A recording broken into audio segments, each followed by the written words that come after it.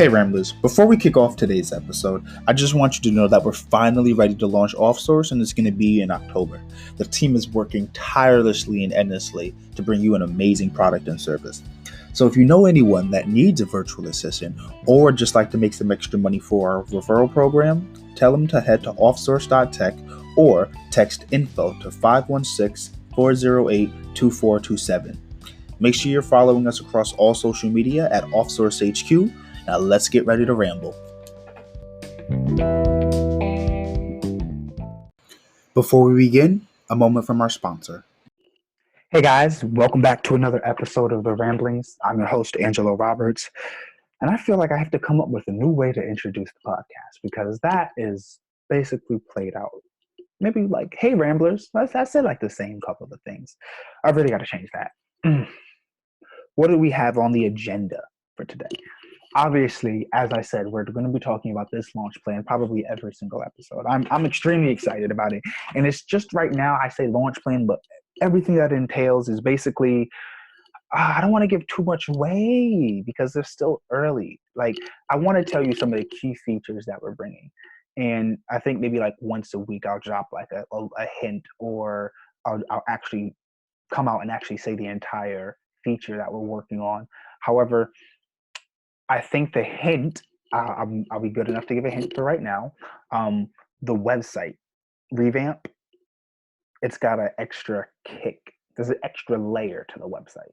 That's my hint. There's going to be an extra layer to the website. So, and I'm actually excited to be in LA. I don't know if I've said it, but it's my very first time ever being in LA in the sense of actually being there. Now, I went to Australia and I like had a layover in LAX, like going there and then San Francisco coming back. But I never got to experience Los Angeles and I've never been there.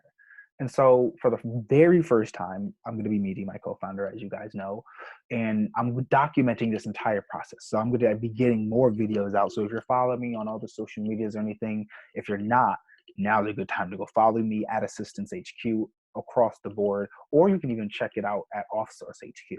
That's my little thing. I like the HQ tag. Stands for headquarters, obviously. I was trying to think of something else catchy to go other than headquarters, but I can't think of anything yet. So, but I'm actually really excited to meet my co-founder for the very first time. And while he's not on the podcast right now, he will be like a reoccurring, I guess, character, if you will, the reoccurring guest, the co-host that we have the most often. But we're definitely gonna have to record some episodes like actively in person there. So be on the lookout for those episodes, like the in-person episodes where we're recording ourselves and it's like, oh hey, we're probably gonna have like a camera or something, maybe record it, put it on YouTube and everything, like the founders meet for the founder meeting for the first time, and we're gonna be taking like shots or something. I think that might be cool. Like, oh hey, and that can probably generate some buzz. As you guys know, we're gonna be sending out like a press kit. Really looking to get picked up by a big name. If anyone listening to this knows anyone that's a journalist or a writer, please feel free to DM me, send me an email. If you're on anchor.com, you should be able to, there's a link.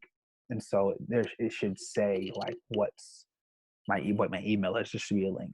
And I've never asked this before, but if you would like to donate, there's a donate button for anchor.com. So please feel free to donate to the podcast.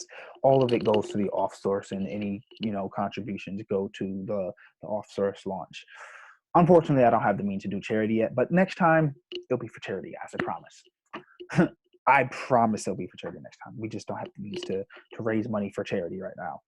So even if it's not our money, if we raise money, we need that money because we don't know when we can get more money. And so that needs to go into the bank. But I'm really excited to not only be in LA for the first time, but to meet my co-founder for the first time. And things have really been going well in that aspect. Like last episode, I mentioned like what it's like to be a good CEO and some of the things that I faced. But what I didn't really talk about is some of the personal problems I've had to deal with and solve. For example, like founder conflicts and just conflicts in general, maybe even between me and a client, which will eventually become maybe an employee and a client, which becomes the business and clients. So, conflict between business and clients, and conflict within the workplace, or conflicts amongst founders. So really trying to find a way to really come to a resolution and work that out has been a top priority. Because while it may seem silly, like, oh, you're focusing time on relationships or you're focusing time on someone's feelings, it's actually pretty necessary for a team dynamic, because as a CEO, you really have to be a jack of all trades almost. Your specialty has to be good at getting good at doing things. And I mean it like this. If you're as a CEO, your skill set has to be, I'm good at getting good at whatever I want. So whatever I want to do, if I go do it, I can get good at it. And I've done enough things to where I'm good at things. I'm not a master of anything, but I'm pretty freaking good at a bunch of things. And as needed, I can apply skills to increase whatever particular attribute is needed, whether it be learning more to increase it, whether it be going through relationships to increase EQ, whether it be doing tests to keep up with the mind things and stuff like that. But I'm good at a lot of different things and pretty knowledgeable in terms of IQ and critical thinking ability and ability to have like a free range thought process. I consider myself a pretty out the box thinker. It's pretty weird, man. Like being a CEO, because as this, like I said, the skill set is, how do I put it? You have to be good at getting good at things. Because if you're not good at something, you best believe you got to start. If you're not good at something and you need to be good at it, you have to go learn and get good at that. So whatever process that looks like, you have to be good at that. Whatever process it is for you to learn something, I think it would be just easier to say that you have to be a quick learner. You have to be a very, very fast learner to be a CEO, in my opinion. Obviously, other people have probably different opinions. You may have just been able to hire a bunch of people and do a bunch of different things. And then your opinion might be, well, being able to manage relationships is the best thing because we're a network marketer. However, me in my particular position, having bootstrapped and then gotten investing, shout out to my co-founder for that. I know he's probably going to want, if he hears it, he's going to want his recognition. So shout out to him for landing that. And it's crazy, man. Like to be a CEO, you have to be multi-dimensional, and you have to be firm in what it is that you believe in and what your values are, what your morals are, what path you're trying to take, what it is that you're going to do for the company. All of that, all of that's dictated by you, and you have to be willing to take the losses. You have to be willing to take the failures that come along inevitably with that, because you can never be 100% right. Even if you're 90% right, that's not 100. You're going to be wrong, and so how you deal with being wrong actually can really define like your abilities as a CEO. How do you resolve conflicts? Yes, you're going to get into conflict, but how do you resolve it? How long does it take for you to resolve it? And how effectively did you resolve that conflict?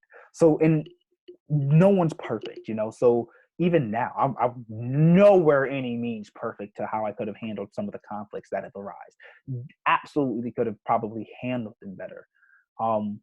It's just a matter of learning and then going forward from there. But building the base of understanding that you have to have that as a learning process. That okay, what is the what is the conflict? What is the conflict? B, what is this conflict about? C, how can I effectively either stop this type of conflict from happening later, or how can I effectively solve it faster the next time, because this is something that's going to happen more times than not. For example, disagreements. Maybe you should come up with a process on how to come to an agreement. If something like that is inevitable, coming to a disagreement, everyone has a different thought process, everyone has different directions they want to go, everyone has had different experiences, everyone thinks differently. So you're inevitably going to come into conflict. Hey, I want to do this. Hey, I want to do this. I think we should do this. Da da da da da. How fast and efficiently can you resolve and come to a conclusion on that? Putting in a process to say, hey, this is what we're going to do when we have this level of conflict. So I think as of now, we're actually in the process of reaching out to a mentor. I am very big on reaching out to people that have done it, have been through what you've been through, have actually had the experience and worked it through themselves, and have been able to, you know, navigate these particular obstacles. And so, like we talked about before, you have to know who you're asking advice from. We've had, I think, multiple podcast episodes on this where we were talking about you have to be careful with the advice that you get and where you get it from, because while the advice can be from a good-willed person, they may not know what they're talking about. We talked about the the greatest man in Babylon. There's the book The Greatest Man in Babylon, and how this man, he went to go do different things, and he went to the wrong person.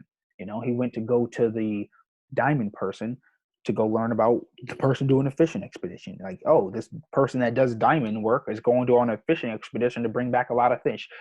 Well, why should I trust you if you're good at diamonds and now you're going to go be good at fishing? It's not like you're known for being good at fishing, so that would not be smart. How are you going to take advice from someone that has not been through that particular situation? And so, when looking for a mentor, looking for an external output, I'd love to make sure that I curate it to someone that has been through what I'm going through, or has the experience that I have. Not the experience that I have, but has gone through this experience of, hey, I've argued with my co-founder, or I've been in a position of like a high ranking power where me and another person are the leaders of this particular organization or this particular department, and we have to do things amongst ourselves, and we have to find a way to correlate, hey, this is what we have to do. How are we going to solve interworking problems? So I really look for people that have had similar issues and have been able to resolve them, especially when I'm looking for advice from somebody else. Now, when I'm taking, when people are just giving advice, I don't care. I mean, I do take everything with a grain of salt, and I just don't necessarily have the same guideline as if I was asking for something. So I'm thankful for the people that I have in my network. Definitely would like to give a shout out to William. You guys have met him. He's been on the podcast. Shout out his podcast and everything. Um, he's been a really good pal of mine, and he's really become kind of like a business mentor. Um, I'm saying a lot, but I'm not worried about it because my mind is like racing at 1,000 miles a minute, and I'm just trying to keep up. And I have the outline, and things are just going so fast. But I really enjoy the process that this is going on, and I'm really thankful that I have people that support me and support my process and are in my corner. I Trip, for example, he came in clutch with the being on my first time as a focus group. I've never been in a focus group before, and yet here I am being asked to give my opinion on an app about another company's startup and everything. Who knew? But he surprised me and everything. And it was just a really good opportunity in exchange. And then he rewarded me, and I was like, oh snap, I wasn't even expecting that. I was just doing it as like a little, hey, yeah, I don't mind helping you. But I really am thankful. So shout out him and Coffee Club. The people in my corner, my network, it's really grown in the past 9 months. And to see how networking can change lives, can change where you are.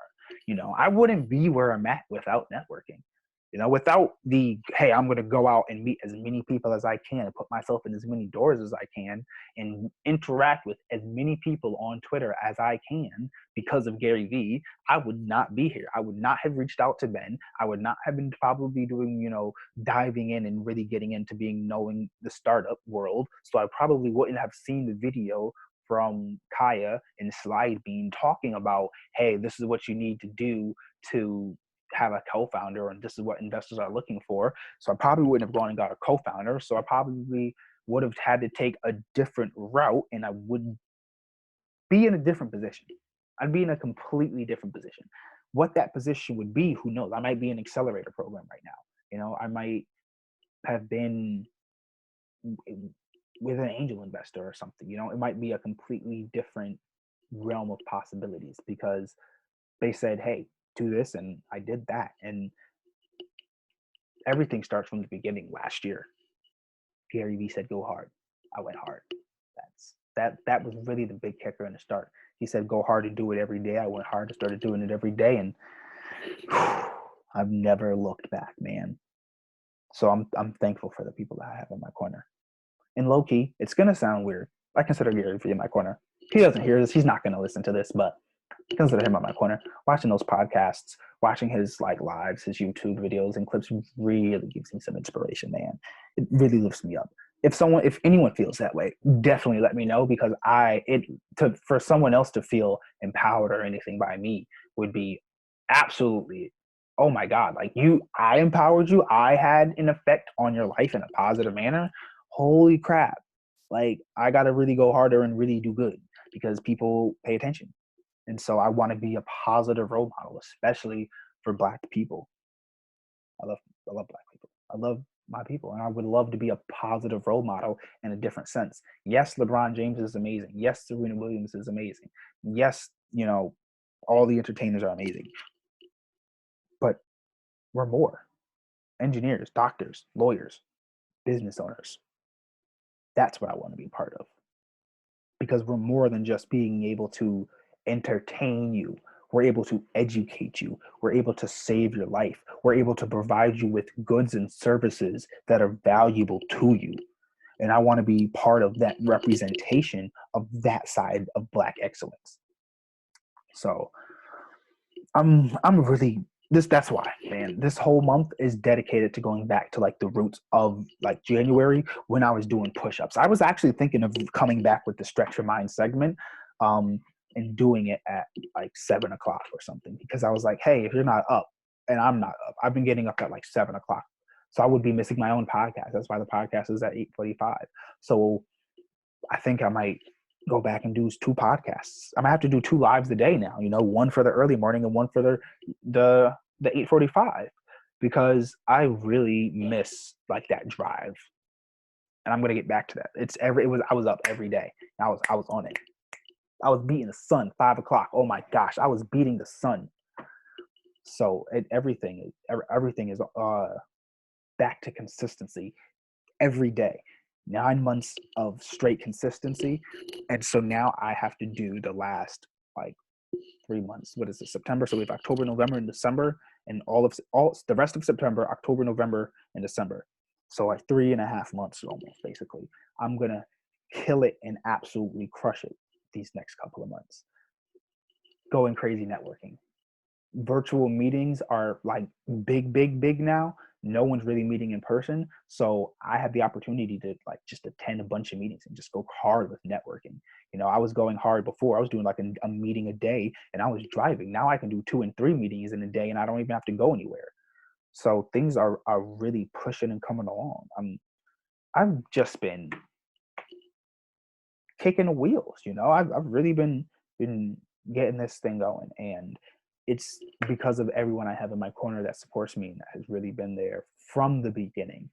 Like, I don't know how to really put it, but this is, I guess, I really want this. I want someone, if anyone here, I want you to be motivated to double down. Like if you feel like you're giving up, if you're like, oh my gosh, I don't know if this is going to work, before you give up, because sometimes you have to understand when you have to shut down shop and start something different if you're really an entrepreneur. But if you have one particular goal in mind, and it's one goal, you're not trying to be an entrepreneur or something like that and create like this other business, like, oh, I'm just trying to be an entrepreneur and create businesses. No, that's not what I'm talking about. If you're genuinely, you want one thing and you want to build this one thing, no matter what, I think you should do that. Because it doesn't matter how big it is at that point. You're not an entrepreneur. You don't want to build something big. You want to just build something and you have built it, So do it. Before you think about quitting, double down. Go even harder. Work even longer. Go even larger. Make the stakes even higher before you quit. Now be aware that that's not for everybody. If you're not in a position to do that, please take what I said with a grain of salt or water down a duck's back, because I do not want to be responsible for anyone's like downfall where they're like, oh, I doubled down and I wasted my rent money on this and it didn't work out. No, I'm not saying that. I'm saying be smart with your double down. I'm saying, hey, listen, look at what you're about to go do right now. What could you be doing? If you are listening to this podcast, could you be working on your business? If you were headed to the store, what are you going to go buy? And could that be saved and put up with purchasing something for your business, investing in yourself, learning, getting a course, anything, whatever it is that is going to help advance you further? Are you doing that? Those are what you have to look at. And I think navigating life is almost like skill levels, is CEO level skill. If you can welly, I don't know what word I'm looking for. Dang, I hate when that happens. If you know what you're looking for, if you can navigate life with relative ease, that's a CEO level skill.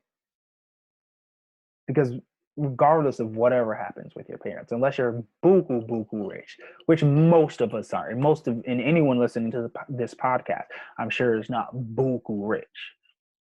So when you are able to get through life relatively easily, that's a CEO level skill right there. You are able to show that you can make decisions, have relationships, hold relationships, maintain healthy relationships, be a leader, be responsible with money, hold down a job, be consistent, be loyal. All of these skills come and are needed in a comparable CEO. Ability to make skilled decisions on the fly, decisions under pressure. So this entire month is going to be absolutely dedicated to consistency, to dedication. Dedicated to dedication. I almost said D for D. I still said it, but dedication for dedication. A month of dedication geared towards dedication and consistency and hard work and never missing a day, not skipping a beat. I've been slacking on my weight gain and push-ups and workouts because oh my gosh, getting up has just been kind of difficult these past couple of days, last week or two maybe, I'd say. But hey, I'm out the slump, ready to work, back to get the push-ups done, ready to show you guys exactly what Offsource has coming. Because as we continue documenting, Ben's going to be coming on the podcast. He's going to be talking about some things. Like I said, next week we have some co-hosts coming, and it's going to be a really good show. I cannot wait to show you guys. Tune in.